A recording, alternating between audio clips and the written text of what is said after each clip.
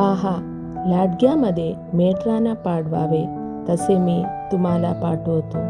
म्हणून तुम्ही सापासारखे चतुर वा कबुतरासारखे निरुपद्रवी व्हा. माणसाच्या पावतीत झेपून राहा, कारण ते तुम्हाला न्यायसभाच्या स्वाधीन करतील.